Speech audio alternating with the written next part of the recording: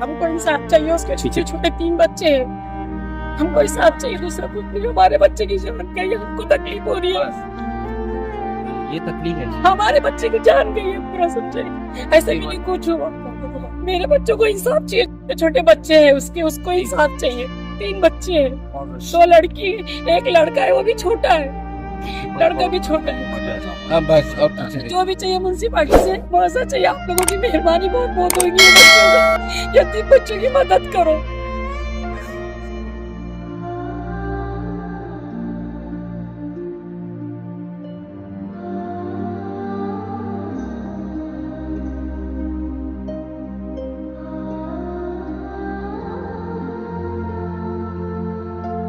मुआवजा जो होएगा वो तो बच्चे लोग, तो उसके बच्चे लोग हैं, छोटे छोटे 3 बच्चे हैं। क्या बोलेगा, इंसाफ मांग रहा है, सब चाहिए। आओ ना खाना कि नहीं? इधर प्राइवेट था या कॉर्पोरेशन का था? कॉर्पोरेशन क्या काम था? टेंडर का बॉडी का। हम लोग इससे पहले भी 3-4 बॉडी साफ करी, अच्छा, कभी ऐसा ऐसा नहीं हुआ, ये पहली बार। तो कॉन्ट्रैक्टर का नाम क्या है? राम को राम कोरे नाम। हमारा रस्सी पकड़ा था, हसन भाई काम कर रहे थे, उसके बाद में फिर काम खत्म हो गया था, लास्ट एंड पे था, वो भट्टे पे बैठे, अचानक से वो गिरने की आवाज़ उनकी आई। उसके बाद आवाज़ आने के बाद में मेरे साथ में एक जन और जन था, वो रस्सी पकड़ के उतरा। उसके बाद में मैंने दूसरे को रस्सी पकड़ाया, मैं भी उतरा। उतरने के बाद में देखे तो आलम भाई एकदम हाथ पैर हिला कर चुके।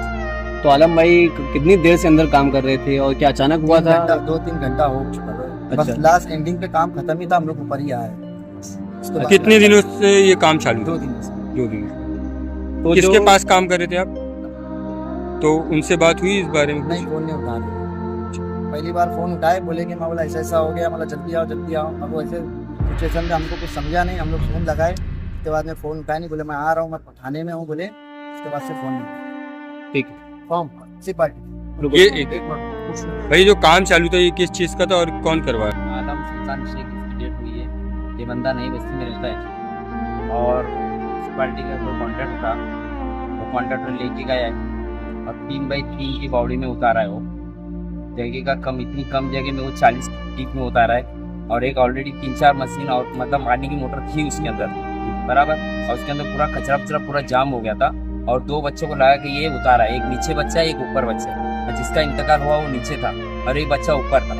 जब वो नीचे की आवाज़ आई आलम की, मतलब तो ये ऊपर वाला नीचे का, जब तक इसका मतलब हो गया था इसका, और मोटर भी उसका ऑलरेडी 3-4 मोटर थी, ये ऐसा हुआ है।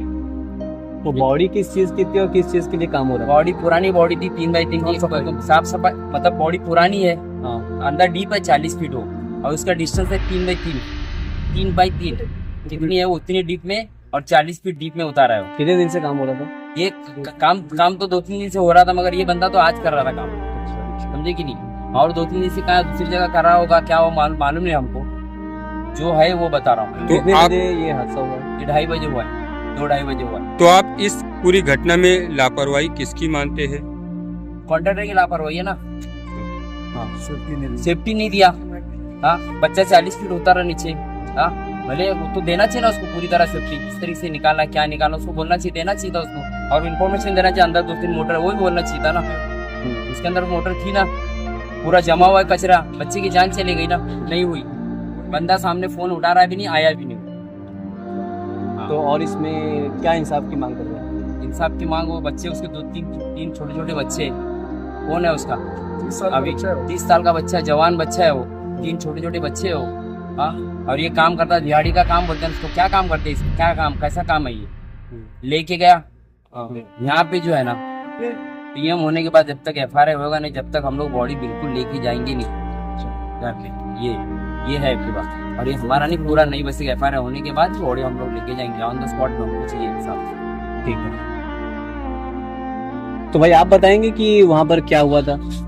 देखिए, बहुत दुख की घटना है, मगर इसमें जो है म्यूनसिपल कॉरपोरेशन पूरी तरह से जिम्मेदार है। जो कॉन्ट्रैक्टर था उसने किसी भी तरीके का कोई सेफ्टी मेजर्स नहीं लिया, ना उनके हाथों में ग्लव्स था, ना पैर में बूट था, और किसी तरीके का ऐसा सुविधा नहीं दी गई कि कोई हादसा पेश आए तो उसको निपटा जा सके।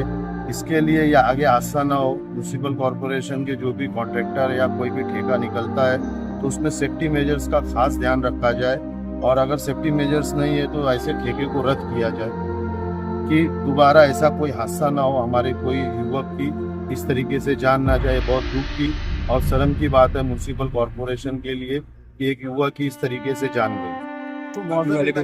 इसको जरूर मुआवजा मिलना चाहिए, इंसाफ होना चाहिए, उसकी फैमिली के साथ इंसाफ होना चाहिए। बच्चे के उस लड़के के छोटे छोटे 3 बच्चे, उनके साथ बिल्कुल इंसाफ होना चाहिए। अभी बॉडी पीएम के लिए गई हुई है और उस पर आपकी क्या मांग है? देखिए, बॉडी पीएम के लिए गई है। घर वाले और तमाम रिश्तेदारों का और मोहल्ले वालों का ये बोलना है कि पीएम के बाद जो कॉन्ट्रैक्टर है उसके ऊपर एफआईआर होना चाहिए। हम तमाम लोगों की, पूरे मोहल्ले की ये मांग है कि जब तक एफआईआर नहीं होगा हम लोग बॉडी यहाँ से नहीं लेंगे। ठीक है। एनएसआईटी एजुकेशन सेंटर में 10वीं और 12वीं के ट्यूशन के लिए एडमिशन की शुरुआत हो चुकी है। आपको बता दें कि एनएसआईटी एजुकेशन सेंटर शहर की काफी पसंदीदा क्लासेस में से एक है। एनएसआईटी एजुकेशन सेंटर जिसका रिजल्ट हमेशा 100% रहा है। पिछले साल भिवंडी शहर के 4 बड़ी स्कूलों के टॉपर्स के बच्चे इसी कोचिंग क्लासेस के थे। एनएसआईटी एजुकेशन सेंटर में कंप्यूटर के कई अलग अलग कोर्स भी सिखाए जाते हैं। इस कोचिंग क्लासेस में कमजोर बच्चों को अलग से पढ़ाया जाता है। इस कोचिंग क्लास में well qualified teachers and staff है। सिक्योरिटी के लिए यहाँ पर सीसीटीवी कैमरे के अलावा बायोमेट्रिक अटेंडेंस भी होती है। हमारा पता है NSIT education centre, first floor above axis bank ATM, आसार होटल, दरगाह रोड, भिवंडी। इस कोचिंग क्लास की भिवंडी शहर में कोई दूसरी ब्रांच नहीं है। एक्सप्रेस न्यूज हिंदी पर वीडियो देखने के लिए करें लाइक, शेयर और सब्सक्राइब। बेल आइकन दबाना ना भूलें।